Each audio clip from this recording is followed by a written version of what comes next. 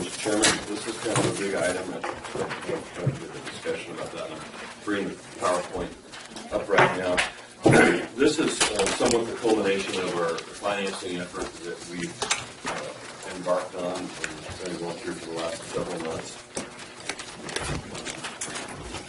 We've got a couple of important items to do. The most important is to adopt a resolution that authorizes the chairman and myself to execute documentation that would be required to facilitate the lease purchase financing.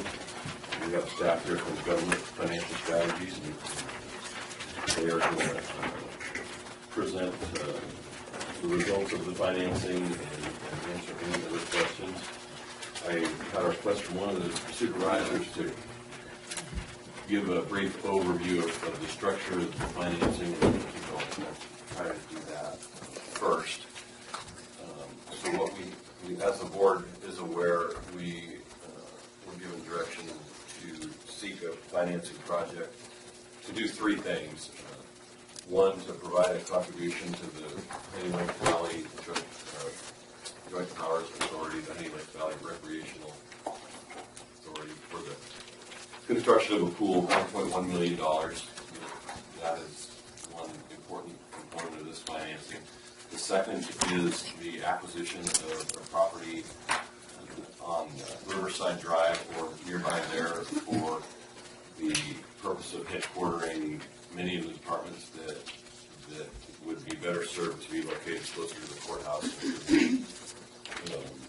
The district attorney, public defender, child support services, and maybe a few other departments.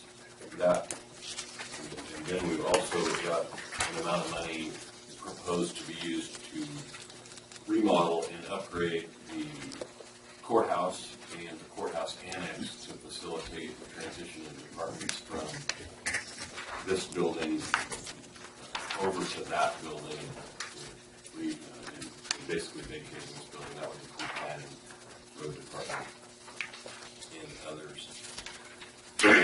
So the structure of the financing is a traditional lease purchase borrowing of approximately $4.1 million to accommodate those actions. The way the financing structure is proposed is through the Lassen County Public Improvement Corporation, which is a corporation that's been utilized to finance projects in the past, including the construction of the county jail in 1989. In that case, it was a certificate of participation lease financing, which is slightly different than the lease financing that we're considering today, but with all of the same major components, whereby the corporation, the county would lease to the corporation certain assets, in that case being the juvenile hall, and a long-term lease. The corporation would then use that leasehold interest as collateral to borrow money in the form of the lease purchase. They would provide that money back to the county, and then the county would lease back through annual lease payments to the corporation for those facilities, and the corporation would then use that lease payment to retire the debt. I think I got that right. And that's the basic structure of the transaction. I'm here to answer questions, as is Government Financial Strategies. You want to introduce our lawyer? Please, anything.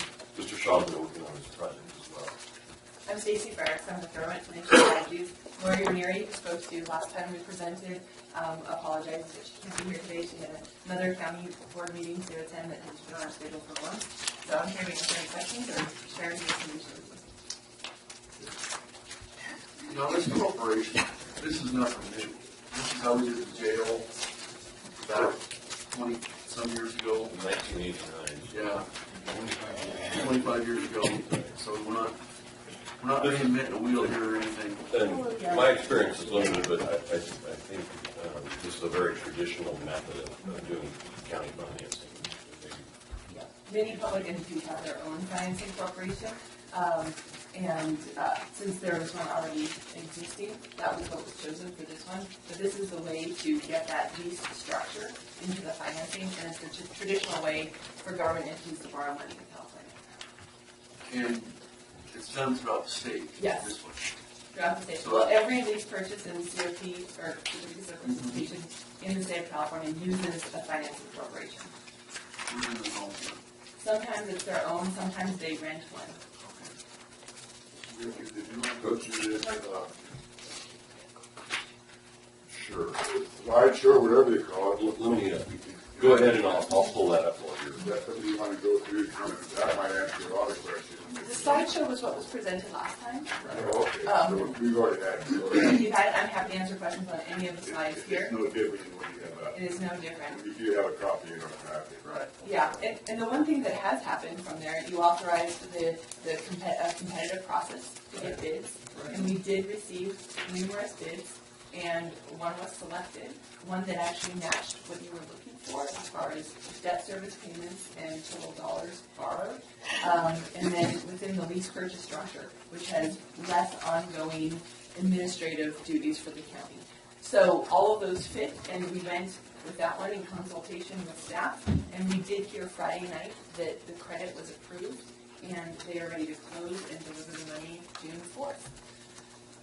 And that's even sooner. We were talking about the end of June, so now that's what it passed. If I could just point out for your benefit, we evaluated utilizing the existing public improvement corporation versus renting one, and the difference is our cost for having our own is about $800 a year versus about $3,000 a year for renting one. So that's simply why we made the decision. Okay, I'm going to ask a question to the public. Jim, if you come up and state your name for record. Yes. Jim Hodge, I'm on District 1, Susanville. That's So- good. Yeah. No, That's fancy. So my question would be, you're saying it's a regular thing that goes on with corporations. So why don't the counties do it as opposed to corporations? Why don't the counties do what? Do it directly as opposed to a corporation? Why do they use the corporation? The case law in California, in order to borrow money this way, dictates having a corporation that can be the pass-through to hold that property in collateral and then lease it back to the county. There would be no mechanism to lease it back to the county if it wasn't another corporation. The county can't lease itself back to itself directly, so it creates this straw man who becomes the owner that then leases it back. Right. The straw man is, in essence, the county in terms of who serves on that board with these elected. And so is that true if you outright buy it as opposed to lease it? The leasing component of this doesn't have anything to do with the property that we're acquiring. We are, in fact, acquiring it, purchasing it, as opposed to leasing it. The lease is, we're leasing the juvenile hall to the corporation. Corporation's using it for collateral, getting the bonds, we're repaying it back. The county is contemplating purchasing property on Riverside Drive, not leasing it. Okay. And so what's the expected amount of that building at this time, the Riverside building? Annual renovations? I believe it was 1.6 million, is that But right? what we presented, I don't know, Including the renovation. 166, so you have it right there. yeah. So in page 5 of the PowerPoint, if you had the staff report, the office space and acquisition was 1.7. total 1.7. That was a 1.1 million for acquisition and 600,000 for improvement. Okay. How active is this corporation? Who's on it? Who gets to make the decisions? It's only active when there's a financing. We haven't had any debt for several years, so it's been inactive since I think 2007 or 8. After the jail was paid off. Right. We had a ban for the jail, and the jail was paid off, then it become inactive. Okay. Now it's going to become active again on this new venture. So, and the bylaws dictate who the directors are. bylaws of that corporation is the chairman of the board of supervisors, county administrative officer, and other elected officials as directors. Okay. So is it dictated how often you meet once this becomes active? Annually. Are you people paid, or No. are there events? Do you have public meetings? We have one public meeting per year. Okay. And then what about the There are GPA? minutes, Jim. Pardon me? There are minutes. We talked about that a little bit earlier. There are, the pool, how does the pool, the JPA interface with this corporation? It doesn't. It does. So what about the money that comes from this portion of the loan, the 4.1 million or whatever, the 1.1 million that goes to the pool? How is that structured differently than the rest of this? It's not structured. The county is borrowing approximately between $4 million and $4.1 million. The county is going to take 1.1 million of that and make it as a contribution to the Joint Powers Authority. Okay, so it's not part of the corporation business? No. The agreement the county has with the JPA or the JPA has with the county is totally separate from any sort of financing. I mean, the county can make the contribution to the JPA just using existing dollar resources, and that was what the original intent was. But staff has brought to the board the idea that money is relatively cheap out on the market, so rather than depleting our cash reserves, it makes sense to utilize these cheap dollars that you can basically buy, and this is the mechanism to do that. And the idea is, rather than do it for one project or that project, bundling several projects and commitments and needs the county has identified as being there. And one of them that was included was, so this blending the JPA with the county financing, they're two separate things. Okay. So the next question, we're borrowing this 4.1 million now, and the jail probably needs 2.5 million worth of improvements. Will that just come out of current cash flow?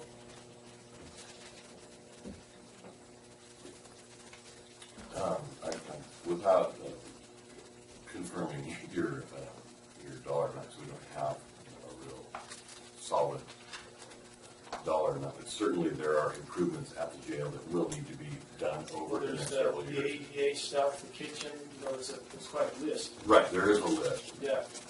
Not all that's going to be done today or this year.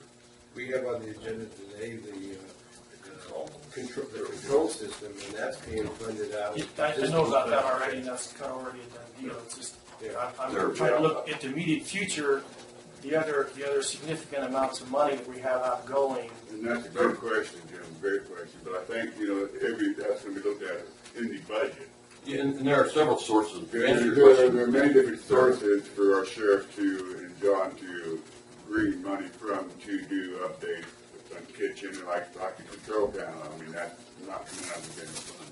And the choice we might be making in the budgetary process, so, if we were to go buy the Riverside building or give the money for the pool or do other improvements in other departments, those dollars are all being competed for. So by doing the financing for these 3-4 big items leaves the regular budget very much alone that can but ideally will be used to satisfy those other needs as you've indicated. Okay. In regard to the jail in particularly, there are several sources. There's the Community Corrections Partnership as a building fund, as a fund balance that has been growing over the last few years. We have an accumulated capital outlay fund. And That's about $500,000 like a year. Supervisor Chapman said, those projects are going to compete with all the projects that we need to do. But as far as it being one or the other, I don't view it that way. No. I wasn't meaning it was one or another. It's more like, there's more significant outgoings going to happen in the near future. What we're talking about here. So Something I want to bring up, Jim, and I don't have the numbers, but there is going to be a revenue savings by other buildings we have leased that we no longer have to lease, don't have people to give up, and those people will be moved into this building. And maybe, I don't know if staff has a number on that. I can speak to that a little bit without having a great deal of detail, but for example, the child support services is currently leasing a facility, and the number that comes to mind is $7,800 a month, I believe, on their lease. Now, they are going to move into this building. Child Support Services is a state-funded program, so we will be claiming back from the state their share of that building that they're going to be occupying. So instead of paying rent to a private party, they're essentially going to be paying rent to the county, which can be used, A, to retire the debt or maintenance, what have you. One of the recent topics we've begun discussing is county has a need for a day reporting center for the CCP. Don't have a location for that yet. If it turns out that we have enough room in this facility, and that that's a logical location, those are a lot of ifs, I'm grant you, then there would be funds that have been set aside in the CCP budget that may be utilized to either repay the loan or used for maintenance or contribute to the fund. Okay. Thank you. Thank you, Jim. Well, good questions, and I'll answer them small. Anybody else wish to ask questions on this from the audience? The board? I have some questions. Go ahead, Mr. Supervisor. What if the pool doesn't go? We already got a hole in the ground. So, Don't worry, that $1.1 million can get spent. I know. don't think for a minute we haven't contemplated that, because Sure. the key to the pool at this point, or the key to the funding of the pool, is the city coming up with their half. And as the board's aware, we will only put our money in at such time as the city has their money. If they fail to get it, or for whatever reason choose not to contribute it, then we will still have borrowed the money. We will still have it in our treasury. We have two choices. We either could use that money to pay off the debt early, or we could reallocate it to some other project that may be of need out there. So either one of those two options, the money's not going to go to waste. So I get that, but I guess my question is if the pool doesn't go, is it necessary that we borrow the whole $4.1 million? Is it necessary? No. Okay, but is our intention on borrowing the full We will, amount? absolutely. We will have borrowed the money probably by the time the city has confirmation. And I get that there's enough need there for that. And it could always go to pay debt service and pay down the loan. Okay, So- and that was my next question. Yeah. Pay down the loan Okay, early. okay. And my question, No, go ahead. you brought, once the loan is signed, we start paying interest on the entire loan, or we only pay interest as we use it? Yeah, we'll draw down the full amount when we. When the money is received, the debt service schedule is set. It's not like a line of credit. No. Okay. We had hoped that the city would be farther along than they are. In fact, we hurried up to get this done. I know. We didn't want to be the ones holding up the project, and now it looks like maybe the city's probably looking at August or so to have their plans in place. Well, they're planning deadlines. It could be August, but it could be July. It's a question. Okay.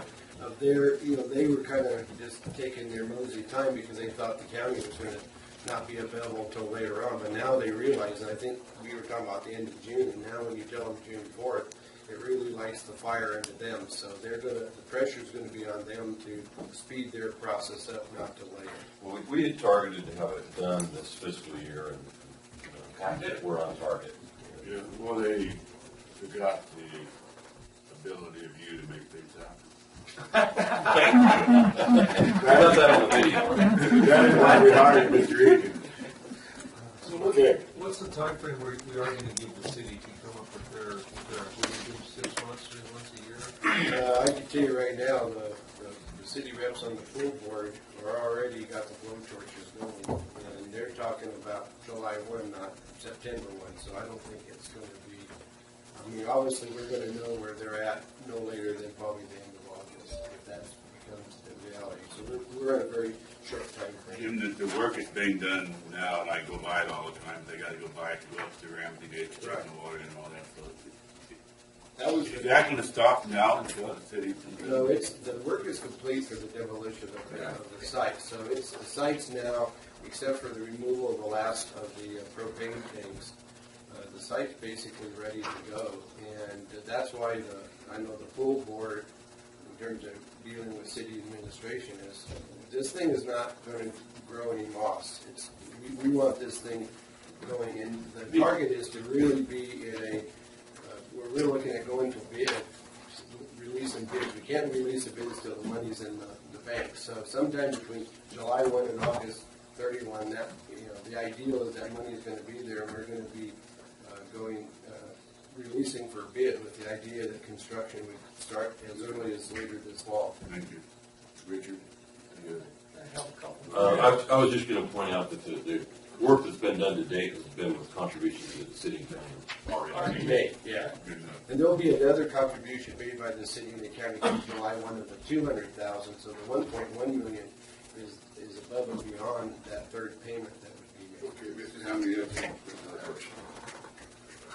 Who is exactly going in the new building? I've heard a lot of The proposals, but. Yes, the current plan is child support services. Okay. Public Slow.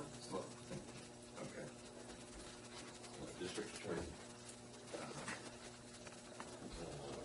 Those are the very certain ones. Right. Less certain, but pretty certain, would be adult probation and room allowing possibly a day reporting center. That's very early on in the discussion stages.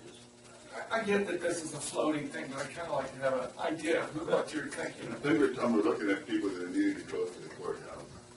Okay. We should say the new state courthouse. The Hall of Justice. Hall of Justice. There's much confusion about where the courthouse is. All of them, okay, that's better. And as we talked about earlier, I'd really like to see utility savings, and I'd really like that transparent so everybody in this room knows what money. Yeah, operationally, we should gain a lot of efficiency. Yeah, I think so. Yeah. I'd like that to almost narrow down to per building, so we can just say, oh, okay. We can work on that.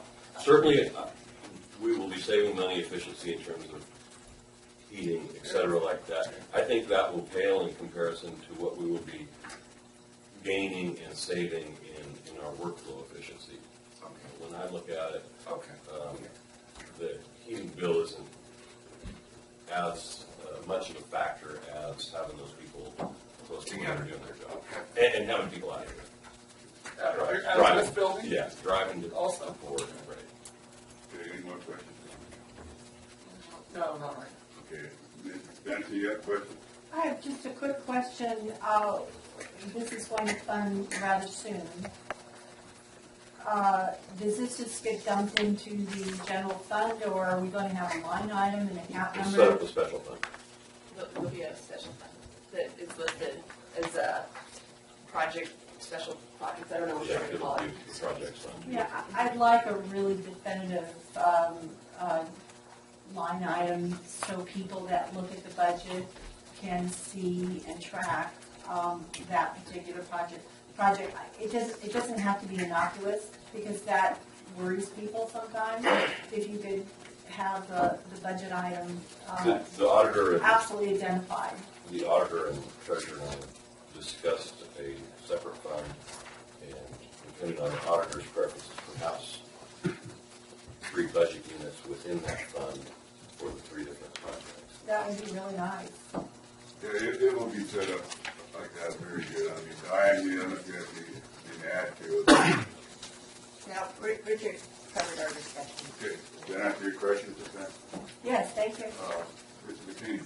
I don't have a question, but I'd like to make a statement. You bet. This is the podium and make a statement. It's a pleasure to have a second full supervisor. Well, it's a little time to get out of here. We'll keep going. I don't think I'll be looking back too much either. It seems like this is a foregone conclusion, but I have a real problem with this county going into this much debt at this time in the world. The philosophy of borrowing, it's no problem in borrowing money. If you're borrowing money so that you can provide a facility that the people that use it pay for it. If you're borrowing money for existing facilities that we already have, maybe they're not the greatest in the world, that's for sure. But in order to build new facilities when there's no new need, the money for these projects should have been set aside in the past. You haven't been able to do it. What makes you think you can set aside that same amount of money in the future to pay this loan off? I think that's very, very important. We have a declining population, and we don't have any new needs. These are needs that have existed for quite some time. And I blame myself for my responsibility when I was on the board of not putting enough money back into the bill so that we could pay for this on a pay-as-you-go basis. They're proposing to use the tobacco receipts as part of the repayment method.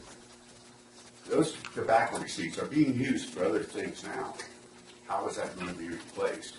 And I can recall when we first got the tobacco receipts, it was quite a fight over how we're going to spend them. A lot of the money was used for the one-stops, and I voted to agree with the one-stop funding for the Big Valley area, because that's the way I got Brian's vote to vote for allocating all the other tobacco funds towards funding our unfunded liabilities. Those liabilities are still there. We haven't paid them off. We don't have any money for them. So this would be a real problem, particularly if the tobacco receipts goes down, as they're forecast to do. The facility should be paid for by the people that use it. The people that use it are the same people that are here now. We should be paying for it, and we should have been putting money aside in the past. But you're asking future taxpayers to pay for this. We don't have any new future taxpayers. Taxpayers we're going to have 5 years from now are probably about the same ones we have now. How do you think they can pay for that when we haven't been able to pay for it in the past? I know everybody wants to be in a new building with all the modern technology and so forth, but we really don't need improved facilities. Their locations aren't ideal, but that can be handled in other ways on a pay-as-you-go basis. It boils down to, in my opinion, you don't buy something you can't afford. We've proven that we can't afford it because we haven't put money aside for it in the past. Lassen has been good in not borrowing money in the past. I beg you to be conservative and don't spend something you don't have. We don't need to borrow $4.1 million all at once. We are too poor for it, to be perfectly honest. And I think there's another factor here that I hope the board will consider. Some of you were on the board when the recession of 2009 hit. Budgets were tight. A lot of employees had to be laid off. It's not that much better now. The national press points up, yeah, we've got this great recovery. The people don't see it. There isn't any recovery. And we're on borrowed time for the next recession to hit. What are you going to do when your receipts go down significantly, like they would if another recession hit? I just beg you, please don't borrow money. Thank you. Anybody else have any questions? Item McCain? I am again here. My concern is you're tying this board up financially for the next 15 years. There's two of you that won't be here to help carry that responsibility on. Yeah. And I think by indebting the future board is something that we should really consider. Thank you. You know, I would like a Lamborghini, you know, and instead of my little Lexus, and I'd like to have a Palace, but I can't afford it. Any specific questions from anybody? Board? Any back to the board? Any more questions from the board? I have a question, Richard. So on this agreement here, you're going with the 15-year, not the 10-year? Well, it's 20-year. It's a 20-year. If you look at page 10, very happy. Where'd you, It's the first one, for the terms that are before you. So it's one on the far left. Yes, the Southwest Security, the Alliance Public Finance.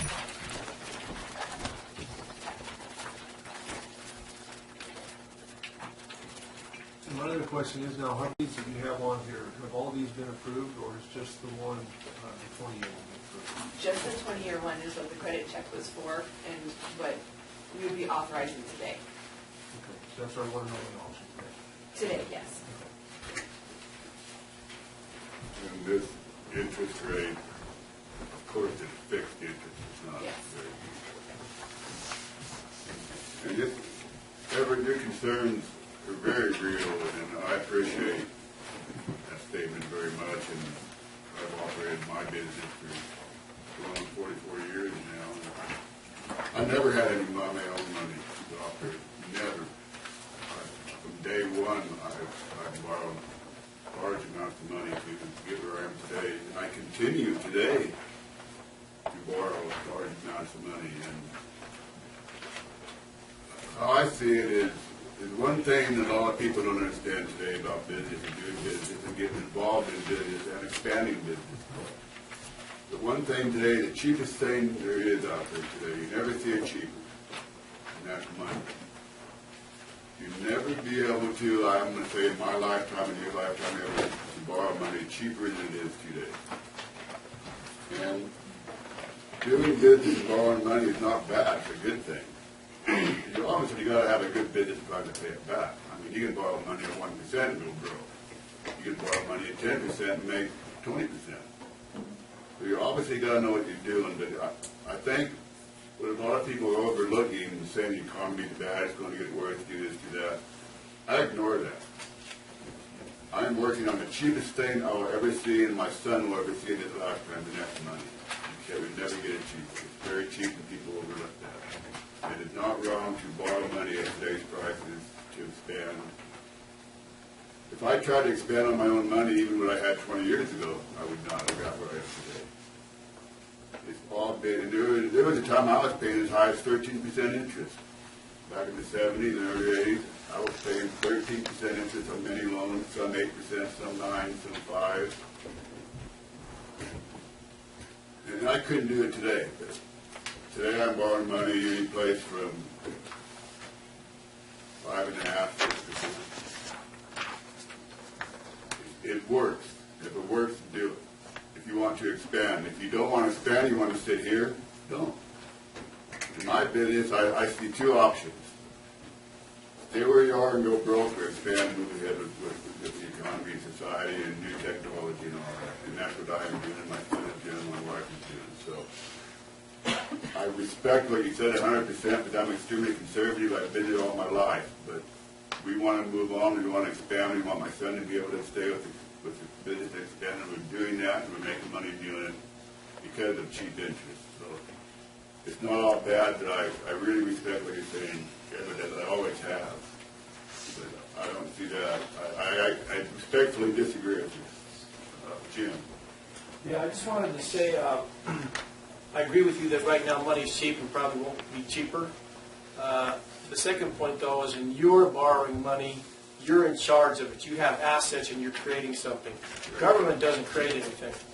It doesn't create widgets that you can sell, and you can increase the number of widgets by doing what you do. All we're doing here is taking people from this building and putting them in this building, basically. I mean, bottom line, that's really what's happening. It may make it a little bit more efficient. We may save some money on, electricity and heating, but we're not growing anything, and that's not growing the county. His point is that the county's population is shrinking. Unless there's some business that comes here, there's really not a lot of reason, at least right now, for us to expect that it's going to grow. And school population is dropping. So, I'm hearing what he's saying too, and I think you're not really comparing apples and apples when you're talking about your own personal business where you're in control. You get to decide how much work you do, your son does, etc.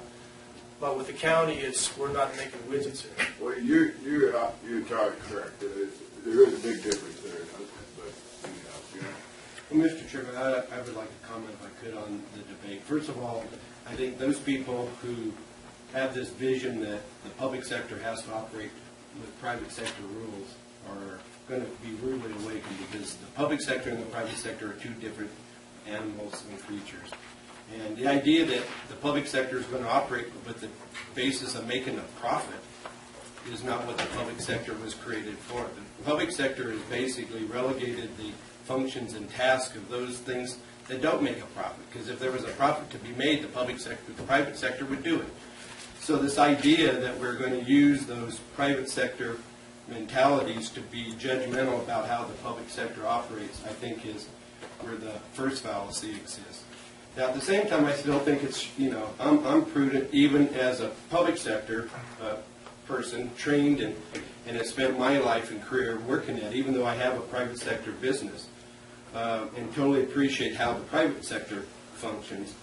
But as far as the public sector is concerned, I think we have an obligation of being able to provide services in an efficient fashion. And that's one criticism I think that is legitimately heaped on the public sector, is the fact that we don't take advantages of the efficiencies. And so I think part of what this reorganization and the use of this new space is designed to enhance the efficiency of the ability. It's not going to necessarily save us any bottom line dollars, but if we can get more bang for our buck in terms of service. So the time that will be spent by the current staff in the current facilities to drive across town day after day, hour after hour over the long term has consequences. And I think that's one of the things that attracts me about what we're doing. We're reacting to how this community is evolved. It may be the same amount of people. Maybe we're moving people around in different buildings. If that's the case, then why did the state build a $34 million courthouse on the other side of town instead of investing in the courthouse facilities that we had? And that pitch was made to them aggressively by some of us, me in particular, back in 2000 and 2002. I think they could have had the same amount of space available to them on the old historic courthouse site and done it for a third of the money, and we would have a lot of other amenities. But the state and the judges didn't want that. They had something bigger in mind, and their decision impacts all the rest of us who interact with that decision, with their decision. So we're in the process now of interacting with them, and I think that this is something we need to do. Now, the one difference I have with maybe my colleagues and have even with county staff is I think we have ample cash resources. I think we could go and spend this $4.1 million today out of the existing monies we have. Where I became, willing to set aside what would be my normal, and I realize I'm a minority opinion of that. I ran a campaign last year and lost on that particular argument. So I realize the public at large does not appreciate maybe the significance of where our county finances are at. But someday, maybe they'll realize it. I'm not worried about this, because if we all of a sudden see a downturn in the economy, I think we have the cash reserves available to us to be able to satisfy whatever debt we may have out there without compromising county services. Beyond that, I think when it comes to utilizing these cheap dollars to be able to, I think it does make a lot of sense, and I appreciate the leadership Mr. Egan has brought. It took him a while to convince me. He hit me over the head a few times with a 2x4 to see the reality. Instead of drawing down your cash reserves and using this cheap money to be able to do this makes sense, because in my own private business, that's what I prefer to do. I like to pay cash for things. I don't like to owe anybody anything. That's the reason why I've been successful in my business for over 30 years. Because I own my equipment, and when I put in the work, when I have time to put in the work there, that's my profit. It's all mine. I'm not giving it to somebody else because I went and borrowed it.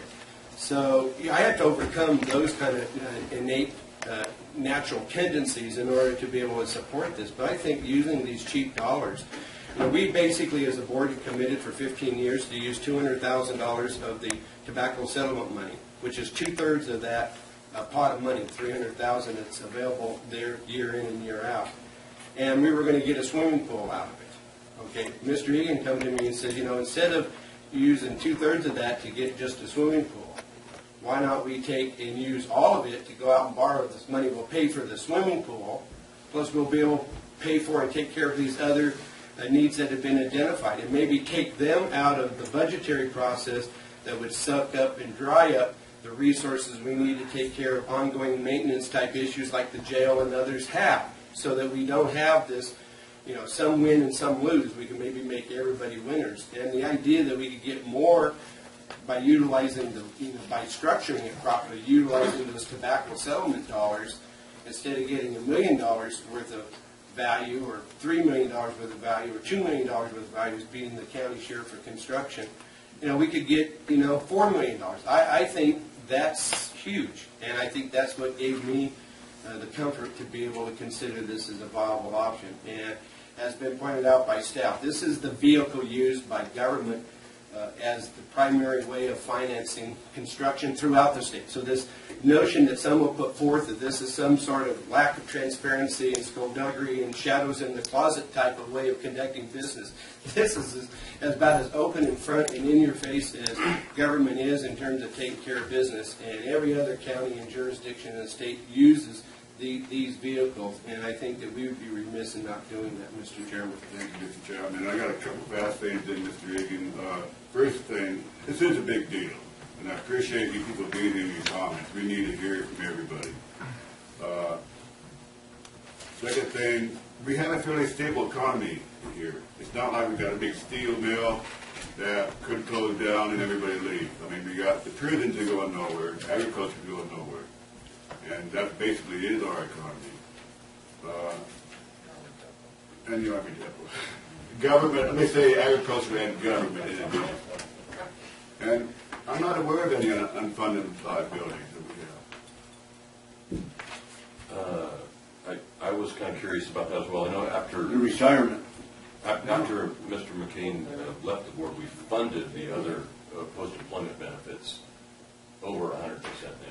I don't know if that's what We're debt free. We're debt free until today. Yeah, this is huge for us to take this step because it's not an easy one to do. No, it's a big deal. And, okay, Mrs. Spencer, Mr. Jim, and we're going to go to Richard. Yeah, I just have a quick comment.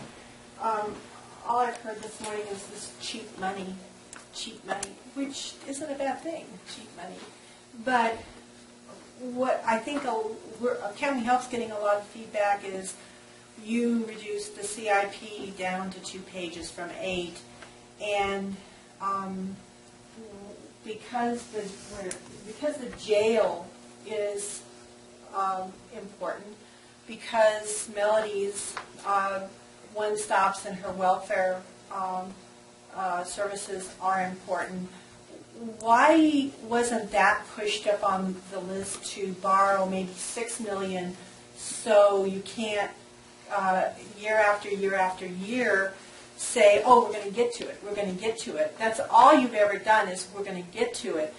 This was the opportunity with this so-called cheap money to fix the jail, the kitchen and ADA things. This was the time to do it, and you never even mentioned doing the things on your 2 pages, cheap money. You could have done your 2 pages and borrowed $6 million or $6.5 million at this cheap money, and instead of year after year just saying, we'll get to you, Melody, we'll get to you, Dean, we'll fix your jail. You should have done that. Okay, we should have done that. Thank you. Jim. Yeah, I just wanted to make a comment. I think Mr. Chapman maybe misunderstood me a little bit. I was just saying that the way government operates and the way that private business operates is different. Basically, that was basically what I was trying to get at. That was a good comment. So, point number 2 is the most important thing that you just said was that we have a lot of cash reserves. That we have some flexibility, shall we say, that if things were to go a little sour, we still have a little cash in reserve. That's the most important thing that you said. And that may be a matter of opinion between Jim and me. Yeah, we've argued about it for 18 years, and that's okay. Bob and I will leave it together at the same time, and then there will be no more argument. You guys can spend the money. Thank you, Jim. Appreciate it. Two things. I think the tug of war between $6 million and $0 is interestingly the same kind of discussion we have internally about whether to borrow or not. I stand by the recommendation to do these 3 projects. I think We are going to see some savings in terms of efficiency and workflow. And I think the one thing that has not been mentioned today that I hesitate a little bit to mention, but it's very important, and that is that, you know, we live in a world full of lawyers that are, you know, constantly They aren't any. present company We certainly do. that are you know, Are you trying to say county council's not a lawyer? Yes? that are you know, forever looking at the deep pockets of the county for whatever kind of, you know, general liability claim they can put forward. And quite frankly, you know, right now we're in a lot of facilities that, as you can see from this room, they're not that easily accessible to people with disabilities. We've got a district attorney that's housed on the second floor of a building with no elevator. We've got many public departments in this building on the second floor with no elevator. I think that, you know, the potential liability that presents will be largely mitigated by what we're doing, hopefully going to do today, and moving some of these departments into much better accessible buildings for the public. And not only the public, but also our employees. As the board knows, we spend, you know, roughly around $1 million in workers' comp insurance annually. I think, you know, those things are very difficult to quantify, but I think they're extremely important when we look at these decisions. Yes, and that's a good point, Mr. ADA. Yes, Mr. Chairman, or Mr. Chapman. I would, just to get, so we could have a discussion and further question, I would move that we adopt the resolution attached and authorize the chairman of the Board of Supervisors and or the CAO to execute any and all documents necessary for completing the issuance of the lease purchase financing. We have a second. I'll second. We got a motion and a second discussion. Mr. Hammond. Everett, I too entered debt reluctantly. And if there was unfunded liabilities out there like that, I wouldn't even consider this. You scared me when you said that. So that's been clarified, that we do not have these unfunded liabilities. Well, let me expand on that, because it's something I'm particularly proud of. The board, 4 years ago, I believe it was, funded the other post-employment benefits fund through the CalPERS system at 100%. Since that time, the earnings on that fund have far exceeded the actuarial expectations to a point where we're 110% now? We're around 110% funded in that. We're overfunded, in fact, in the other post-employment benefits. You know, I think Mr. Egan summed it up really good in his remarks he just made. We're good on the unfunded liabilities. We are debt-free, and we've got our organization. Where we have problems is our operational liability, and I think that the potential for litigation is huge, and we've got to be proactive. Modoc County just here 2-3 months ago opened up and installed an elevator in their 100-year-old courthouse as well. I mean, we've got things like that. We're really falling behind the times, and we're going to be seeing more and more frustrations. And I tell you, if we don't take care of business now, they're going to come walking in the door, serving papers, and you're going to be taking care of business before a judge, paying out claims that you haven't even begun to even dream of what, and it far exceed what you'll have under the, and I think we have a manageable program to pay off this debt. We have a ample reserves, so if we need to, we can always step in to take care of it, to clear it up. So I'm satisfied that we can get the job done and do it cost effectively. Okay, if there's no more questions from the public, seeing none, any more from the board? Aaron? You know, I agree with what everybody said today. You know, a lot of this stuff, there's so much stuff we can't control. You know, like putting the Hall of Justice down there. I remember when they opened up and come back, I remember Bob, he was the DA, he was coming in there and he was complaining about the inefficiencies of his staff, of having to run back and forth to just even to get one paper. I mean, And that was when his office was fragmented into 3 locations. Right. And so there's a lot of issues, you know, the AD, like Richard brought up. I mean, there's a lot of stuff that comes about that we have no control over. Having the prisoners down there. I mean, the dean's been in there, you know, complaining about the extra resources it takes for him to even house people down there because it's farther away, et cetera. You know, then you got the AB 108 coming in, so now you're talking about the the other deal, with potentially putting in there the Day reporting. day reporting center. I mean, there's so much of stuff we can't control. You know, and we gotta have the facilities to keep up with all this stuff, and it's sad and unfortunate, you know, I mean, I think it's a good deal to get that building down there. Personally, the problem I have is the funding of the pool. I mean, I've been against that for day one, or for multiple reasons, because I don't think it's all the taxpayers of Lassen County should pay the benefit of one community, of one area of the county. I think that that's wrong, and that's where my problem of this whole thing comes in, is on the swimming pool funding of it, but as far as the building, the acquisition, the other, except for the 1.1 million, that's the only stigma I have, is just with swimming. The rest of it, I think, is a good deal, and it's moving the county forward in the right direction. Thank you, Supervisor Alba. Madam Clerk, would you call the board? Supervisor Chapman. Aye. Supervisor Alba. No. Supervisor Hemphill. Aye. Supervisor Hammond. Aye. Supervisor Pyle.